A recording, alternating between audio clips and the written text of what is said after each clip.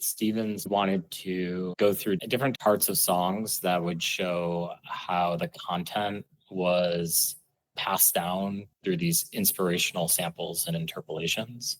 So the format is kind of like one stepping into the mental model of here's what we're talking about. We're talking about samples of samples of samples. And if you tie these all together, you can get these kind of interesting trees. So that's the intro, is just setting up the mental model. Then the rest of the project goes through examples of the samples being based on the beats, the melodies, and then the lyrics. That was his editorial decision, to just go through different aspects of a song that would demonstrate this phenomenon.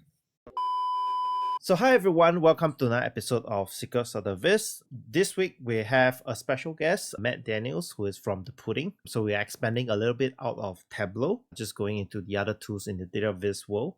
Today we're going to talk about a viz that he did on the music DNA and how the lineage of the music that we hear today can be traced back to 1970s, 1960s, and it's a very interesting viz which I'll link in the YouTube description as well. So over to you, Matt, to do a little intro about yourself and how The Pudding came about. Yeah, my name's Matt. I am a journalist at The Pudding, and I've been doing this for about 10 years now. First, just kind of freelance by myself, and then more in a team setting since the start of The Pudding, which was 2017, roughly. So it's been about 8 years now, which is crazy to think about. I do a little bit of everything: data, design, development, story, research. A lot of our projects are one or two people working on something, so we all have the skill set to bring a project to life. I love how the website of The Puddings has this line saying that, you've been in the business of bringing you stories you didn't know you needed since 2017. And I think that is a very interesting tagline, because as I was going through different visualization on the webpage, there's a lot of really cool ones. Like one of the recent ones that I saw was the loneliness epidemic. Pretty interesting to note that the younger generations are the ones that are feeling lonely. I mean, the elderly above 60 are lonely because of the loss of family and stuff like that. But it's also interesting to note that the younger generation are also going through this epidemic. And if anyone hasn't checked that out, I'll link it below in the description, because it's a well-spent 30 minutes to sit through that YouTube. I think this was done in collaboration with Alvin, another guy on your team, right? I mean, I was a big admirer of the project when it first came out, which was more of just a web experience, and I felt like it could be interesting to see what it might look like in video form. He was the person of feedback for the project, but I was really just using his material as the primary narrative and story. It was really less of a collaboration, more of like me just reworking his project into a video form. So he's still the primary author. It was a good experience trying video, which I hadn't really done in a while. But yeah, it was fun. Yeah. I think the other one that was really interesting, which is kind of on the same topic as well, the one on the 30 minutes with a stranger, which is surreal because we are having this conversation as strangers as well. I think the visualization said that like within the first 5 minutes or so, you catch on common topics and you start to build that bond between you and another person. And I think that's very true, because the more that you open up to anyone, you can find that commonality to latch on. So let's jump into the music DNA viz. What was the inspiration behind this viz? Yeah, I mean, I was not the primary author on this. Stephen Lurie was the author. He pitched this project to us through our normal pitch pipeline. And he had this idea that was based on some data research he had done. We talked a lot about the idea was really interesting, kind of looking at the ancestral tree of music that can be formed with samples, interpolations, and covers. The data itself was crowdsourced, so it wasn't necessarily the most accurate data in the world. So initially we were thinking about doing something much larger scale that would be a tour of all of the data, but the information required so much manual checking that we decided to just go down the path of highlighting a few we thought were really interesting. There's a lyrics website called genius.com, and they have on each of the songs page, there's credits that purport to show what the samples or interpolations are on a song. That's one of the data sources for this project.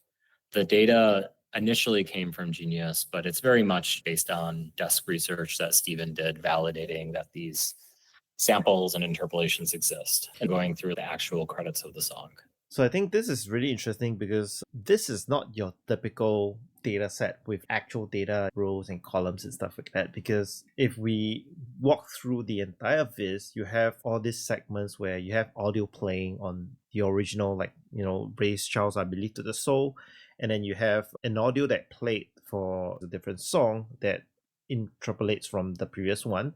And as you go through the Viz, you can see how the sounds get passed through. This was very interesting for me because I didn't know that before Ice Ice Baby, there was even an earlier song that kind of inspired it. Stephen probably had to listen to all the different songs and put all of that together. That was probably like the most challenging part of it. But how was the story built? Because this has a couple of different chapters. So you have the sampling part of it. You have a segment that talks about the cousins, which is like somewhat related but not exactly. And then you have the borrowed beats and loaned lyrics as well. So how was the whole ideation and storyboarding about how this entire Viz is going to turn out in the final form? Stevens wanted to go through different parts of songs that would show how the content was passed down through these inspirational samples and interpolations. So the format is kind of like one stepping into the mental model of here's what we're talking about. We're talking about samples of samples of samples. And if you tie these all together, you can get these kind of interesting trees. So that's the intro, is just setting up the mental model. Then the rest of the project goes through examples of the samples being based on the beats, the melodies, and then the lyrics. That was his editorial decision, to just go through different aspects of a song that would demonstrate this phenomenon. Oh, that's cool. How did you decide which stories or which songs to focus on that were more interesting than the others? Because the music industry is pretty big. There's tons and tons of songs the past 2 centuries. This was Stephen's decision. So I think he had done this process of looking at the trees of samples for quite a few songs that showed a breadth of genres and eras that would make this tree really visually exciting. This first example that involves Tupac was one of the first examples that he had in his pitch. And he was pretty taken with the idea that we're able to trace back some of the samples to a orchestral classical song from the 1800s. So I think that we could do that was an interesting way to think about this song beyond just its immediate parent samples, which is the more traditional way of, I think, the discourse around sampling is like, oh, here's everything that we know just because the literal content is in the song was an inspiration to this piece. This song in particular, I think, had a lot of the breadth that made it interesting.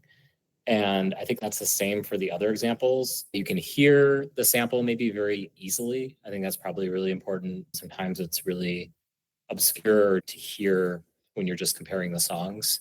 He was probably looking for songs that were relatively popular that you would know. And yeah, those are probably the main decisions for the song selection. In terms of the data Viz itself, what was the thought process of having this in tree diagram? Initially, it looked a little bit different. I think the closest thing, now I think about it, there's a tool called Neo4j, and I think that's what he was using to produce some of the initial designs. So that's programmatically drawn as a directional network diagram. And I think from a design perspective, what we tried to do was take that and try to make it look a little bit more like what you would see if you were looking like at your ancestry.com or a typical family tree, where you have these straight lines that have images on them instead of just circles. It's just a little bit easier to see the lineage. We didn't stick to that completely. Examples further in the piece that have curved lines and orient the data a little bit differently. So this is like your classical family tree, but there's an example where we do a radial tree diagram almost, but yeah, right there. But anyway, I mean, that's us just trying to squeeze as much of the information. Yeah. I think that makes perfect sense. One thing interesting with the Tableau community is I think we have always been trying to do something that is more interactive, like a scrolly tally, if you will.